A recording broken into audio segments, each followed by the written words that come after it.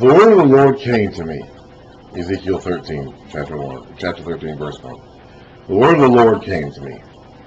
Son of man, human, prophesy again to prophets of Israel who are not prophesying. Say to those who prophesy out of their own imagination, hear the word of the Lord. This is what the sovereign Lord says. Woe to the foolish prophets who follow their own spirit and have seen nothing. Your prophets, O Israel, are like jackals among ruins. You have not gone up to the breaks in the wall to repair it for the house of Israel, so that it will stand firm in the battle on the day of the Lord. So in other words, they haven't been helping. Okay, there are problems. We have holes in the wall.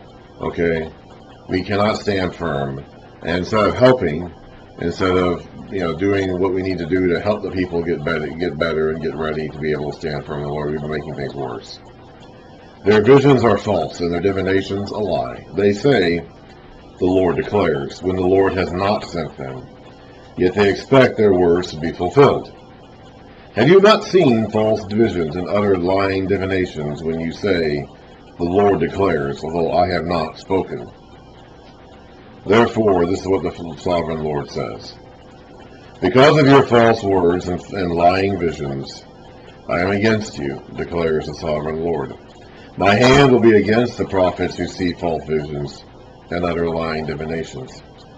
They will not belong to the council of my people, or be listed in the records of the house of Israel, nor will they enter the land of Israel.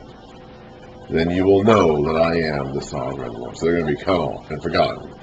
A couple of them get named here in Ezekiel and in Jeremiah, but we don't know who most of these men are.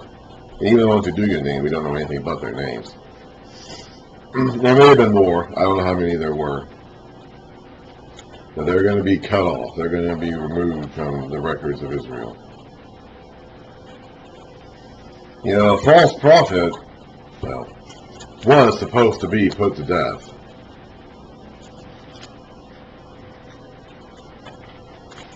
That was the penalty for speaking falsely in the name of the Lord.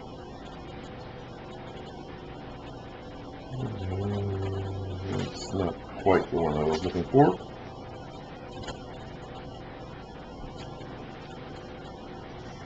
In chapter 13, a false prophet is not supposed to tell the people to follow other gods. If he does, in chapter 13, Deuteronomy 13, verse 5, if a prophet comes along and actually gives you an accurate prediction of the future, and then tells you to turn around and worship some other god, that prophet or dreamer must be put to death, because he preached rebellion against the Lord your God. And then we read another test of the false prophet in chapter 18, a few chapters later. If their words do not come to pass, then they were not sent. So there's two tests of the false prophet, whether they tell you to worship the Lord their God or some other god, and whether what they say comes true.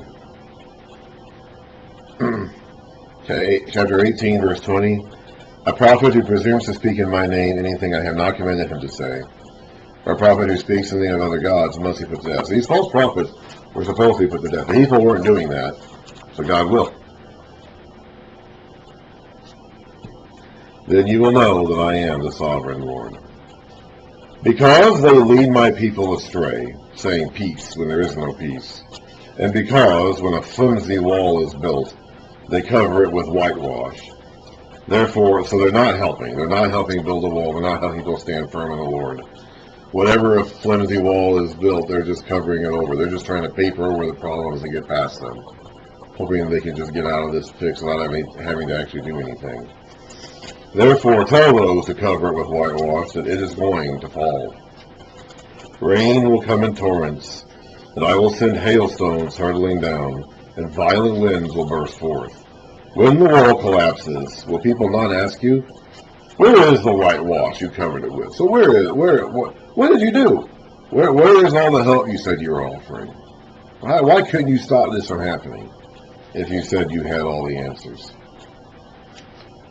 Therefore, this is what the sovereign Lord says. In my wrath I will unleash a violent wind, and in my anger hailstones and torrents of rain will fall with destructive fury. I will tear down the wall you have covered with whitewash, and will level it to the ground, so its foundation will be laid bare. When it falls, or when the city falls, you will be destroyed in it, and you will know that I am the Lord.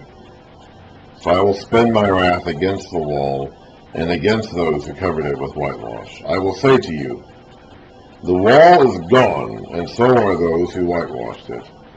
Those prophets of Israel who prophesied in Jerusalem and saw visions of peace for her when there was no peace, declares the sovereign Lord.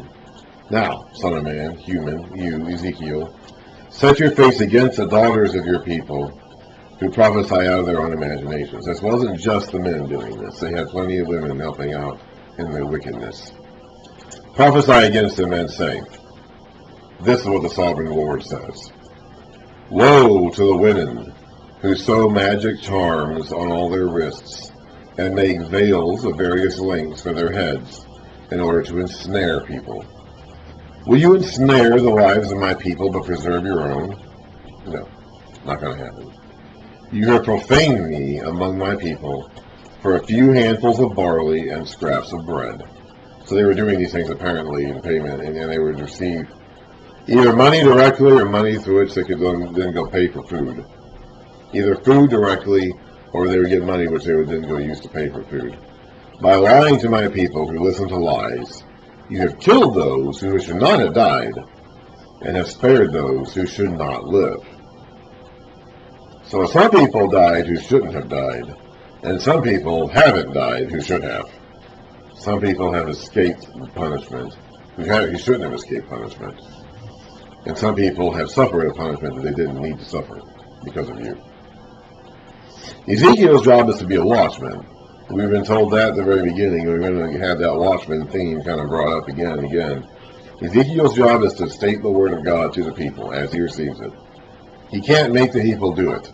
He cannot change the people's minds and hearts for them. All he can do is tell them what God has told him to tell them, and that's it. These people are telling the people whatever they want them to hear, whatever they want to hear, whatever they'll get paid to tell them. That's what these people are doing. Therefore, this is what the sovereign Lord says. I am against your magic charms, with which you ensnare people like birds, and I will tear them from your arms. I will set free the people you ensnare like birds. I will tear off your veils, and save my people from your hands, and they will no longer fall prey to your power. Then you will know that I am the Lord. Because you disheartened the righteous with your lies, when I had brought them no grief, and because you encouraged the wicked not to turn from their evil ways and so save their lives. But therefore you will no longer see false visions or practice divinations. I will save my people from your hands, and then you will know that I am the Lord. Some of the elders of Israel came to me, this is Ezekiel talking again here, and sat down in front of me. So I guess they're coming to his house. Or maybe he's in some public building, I'm not sure. Then the word of the Lord came to me. Son of man, these men have set up idols in their hearts, and put wicked stumbling blocks before their faces. Should I let them inquire of me at all? So they're there apparently to inquire of the Lord through Ezekiel somehow. And God is saying, should I let them do this? Should I give them access to my counsel and my wisdom after everything that they've done? They're not bowing down to idols any longer in Babylon. They have not put up idols in their households, on their shrines, and bowed down to them. But they still have them in their hearts. They're no longer bowing down to physical idols that are set up in their household shrines. But they've still got them in here. Should I let them inquire of me at all? Therefore, speak to them and tell them, this is what the sovereign Lord says. When any Israelite sets up idols in his heart, and puts a wicked stumbling block before his face, and then goes to a prophet, I, the Lord, this is obviously a true prophet like Ezekiel, not one of those false prophets, I, the Lord, will answer him myself, in keeping with his great idolatry. I will do this to recapture the hearts of the people for Israel, who have all deserted me for their idols. Therefore say to the house of Israel, this is what the sovereign Lord says. Repent, turn from your idols, and renounce all your detestable practices. When any Israelite or any alien living in Israel separates himself from me, and sets up idols in his heart, and puts a wicked stumbling block before his face, and then goes to a prophet to inquire of me, I, the Lord, will answer him myself. I will set my face against that man, and make him an example, and a byword, an epithet, in other words. He's going to be a curse. I will cut him off from his people, from my people, excuse me. Then you will know that I am the Lord. So get rid of your idols that you've got in your hearts. Not just the ones you've got literally set up on your household shrines and altars. They've already gotten rid of those. They don't have those anymore. They're here in Babylon, and they're not worshiping. They're not bowing down to the idols they had set up in their home any longer. They still got them in here. They still got them on the inside. And if the prophet is enticed to utter a prophecy, I, the Lord, have enticed that prophet, and I will stretch out my hand against him and destroy him from among my own people, from my people Israel, excuse me. They will bear their guilt. The prophet will be as guilty as the one who consults him. Then the people of Israel will no longer stray from me, nor will they defile themselves any more with all their sins. They will be my people, and I will be their God, declares the sovereign Lord. Sometimes God does entice people. If we get to a point where we just want to follow our own path, one of the things that God does to judge us is to let us do that. In fact, he might even hurry us along. There does come a point when God will do that. He doesn't obviously want you to do that, but that is an option that he will take whenever we get to the point where we just can't help ourselves. We love our sins so much. The word of the Lord came to me, Son of man, if a country sins against me by being unfaithful, and I stretch out my hand against it, to cut off its food supply, and send famine upon it, and to kill its men and animals, even if these three men, Noah, Daniel, and Job, were in it, they could save only themselves by their righteousness, declares the sovereign Lord. So who are these guys? Well, these are Noah and Job. We've read about them before. Noah, of course, the guy who was there in the days of the flood. Job was a righteous man in the people of the east, Edom, who was singled out for his righteousness in the men of the east. And Daniel? Now, both Noah and Job have come and gone long ago. Noah, of course, is at the days of the flood. That was a long time ago. Job was in the days probably around the time of Moses, around the time the Israelites were coming up out of Egypt. Job was living in Edom, or the land of Uz. We're talking thousands of years. Job was 1,000 years ago. Noah was who knows how much longer even before that. But who's Daniel? Well, you'll see a footnote in your script down there saying it could be a different spelling of the word Daniel. It may not be There is a guy named Daniel out there right now. In fact, he'd be a contemporary of Ezekiel. I mentioned him earlier in my previous video, but Daniel was a young Jewish noble who was taken captive to Babylon in the first wave of Nebuchadnezzar's assault on the city in 605 or so BC. So he's been in exile even longer than Ezekiel has been. Now he was younger than Ezekiel when Ezekiel was, Ezekiel was taken captive probably when he was 25 years old. And Daniel would have been taken captive possibly when he was a teenager. So Daniel would have been younger when he was taken captive than Ezekiel was when he was taken captive. And Daniel was taken captive several years earlier. They would probably be about the same age total. They went into captivity at different times. But Daniel was in the court of the Babylonian king. Ezekiel was with the people out in the refugee camp or wherever he is out there in Babylon. And so they're in different places. Ezekiel is with the people, and Daniel is with the prince and the princes of Babylon. Ezekiel would know about Daniel. Ezekiel is more likely to know about Daniel than Daniel is about Ezekiel, because Daniel would have been a young Hebrew noble who was rising through the ranks of the Babylonian, system. And so Ezekiel would have known about Daniel, undoubtedly. And Daniel, of course, we'll worry about him when we actually get to his book. It probably is this Daniel. It probably is a Daniel that is contemporary with Ezekiel in Babylon at the same time as Ezekiel, as a young noble in the Babylonian courts. It probably is. There is a slight spelling difference, but we've seen spelling differences in a lot of these names throughout the scriptures. A spelling difference in this day and age, in this culture and time and language, isn't really that big of a deal. There isn't anybody else.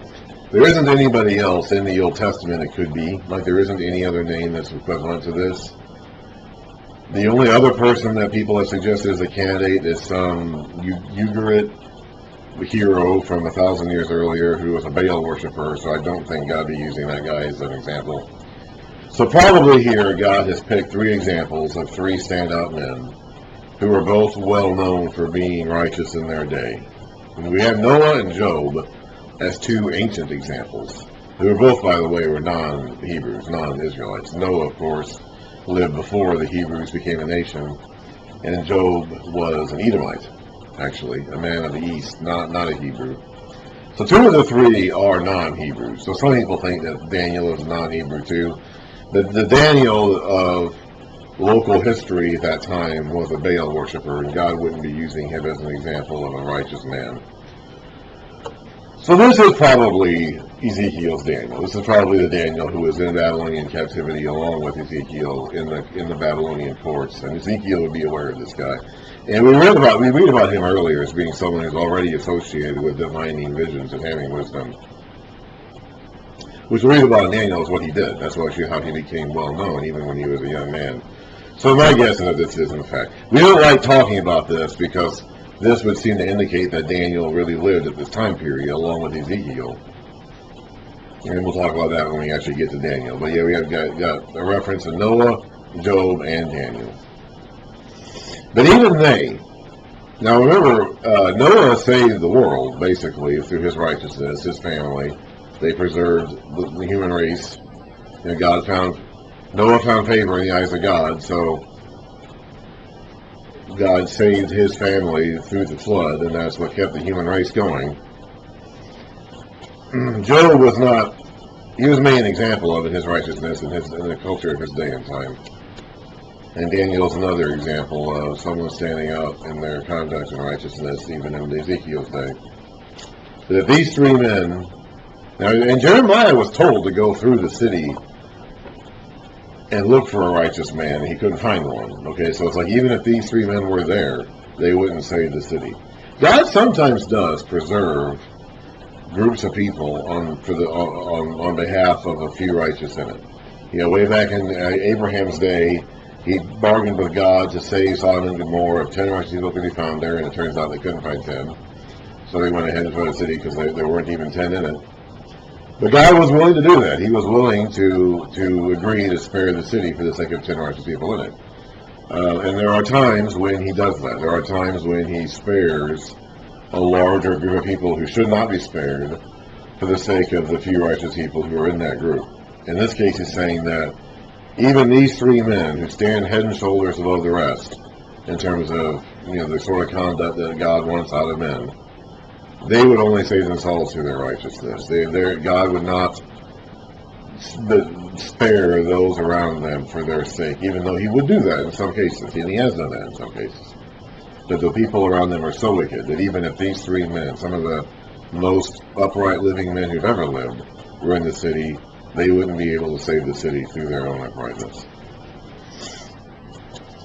Or if I send wild beasts through that country, and they leave it childless, and it becomes desolate so that no one can pass through it because of the beasts, as surely as I live, declares the sovereign Lord, even if these 3 men were in it, they could not save their own sons and daughters. They alone would be saved. The land would be desolate. Job didn't save his sons and daughters, and Daniel was probably a eunuch, so he wasn't going to have sons and daughters, although Noah did save his. What if I bring a sword against that country, and say, let the sword pass throughout the land, and kill its men and animals? As surely as I live, declares the sovereign Lord, even if these 3 men were in it, they could not save their own sons or daughters. They alone would be saved. Or if I send a plague into that land, and pour out my wrath upon it through bloodshed, killing its men and their animals. As surely as I live, declares the sovereign Lord, even if Noah, Daniel, and Job were in it, they could save neither son nor daughter. They would save only themselves by their righteousness. These are all conditions of the... Go back and read Leviticus 26 and 27, and Deuteronomy 28 and 29. These are all part of the conditions of covenant of blessing and cursing. That's part of the curses. These are all things that God said he would do to them if they were unrighteous and did not live according to his standards. But this is what the sovereign Lord says. How much worse will it be when I send against Jerusalem my 4 dreadful judgments, sword and famine and wild beasts and plague, to kill its men and their animals. In the book of Revelation, it's going to be 4 horsemen. Here it's 4 dreadful judgments. It's largely the same things. Sword, famine, beast, and plague. In Revelation, it's war, sword, famine, and plague, I think is what it is. Not quite the same, but largely the same concept. To kill its men and their animals. Yet there will be some survivors, sons and daughters who will be brought out of it. They will come to you, and when you see their conduct and their actions, these are the ones who I guess are going to be going to Babylon, I guess. You will be consoled regarding the disaster I have brought upon Jerusalem. Every disaster I have brought upon. So a lot of them are going to die in the city and in the battle and various circumstances around it. Some of them are going to be captured and taken to Babylon, and Ezekiel will see them there. Some of them will flee and be even worse off than they were before. You will be consoled when you see their conduct and their actions, for you will know that I have done nothing without cause, declares the sovereign Lord. Nothing in it, the city that is, without cause, declares the sovereign Lord. God is justified for what he's doing. And Ezekiel will know that when he sees the conduct of the people who come to Babylon after this next invasion. So Ezekiel is not happy about this. Now, we're not getting a lot of Ezekiel's own thoughts about the matter. He's keeping himself pretty distant and detached. But Ezekiel is not happy about this. He does not want to... He's not, I think, as despairing over it, maybe, or at least it doesn't come across in his writings like Jeremiah did. If he is, we're not getting a feel of it in his writings. But he is not happy about the situation. So God is trying to emphasize to him over and over again that I am justified in doing this. You will not be able to complain or argue with me about what I have done here when you see the reasoning for it. The word of the Lord came to me, Son of man, how is the wood of a vine better than that of a branch on any of the trees in the forest? Is wood ever taken... Now this is a grapevine. This is the vine you get grapes, which comes, and from that comes wine. Is wood ever taken from it to make anything useful? Do they make pegs from it to hang things on? And after it is thrown in the fire as fuel, and the fire burns both ends and chars the middle, is it then useful for anything? If it was not useful for anything when it was whole, how much less can it be made into something useful when the fire has burned it and it is charred? Therefore, this is what the sovereign Lord says.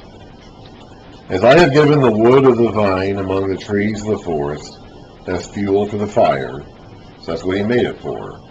That was his purpose. It wasn't meant to be something you could make houses out of. It wasn't meant to be something you can make tools out of. It was meant to be something that you would burn as fuel for the fire. That was its purpose. So will I treat the people living in Jerusalem. I will set my face against them. Although they have come out of the fire will yet consume them. So they've survived the 2 invasions so far, but the fire will yet consume them.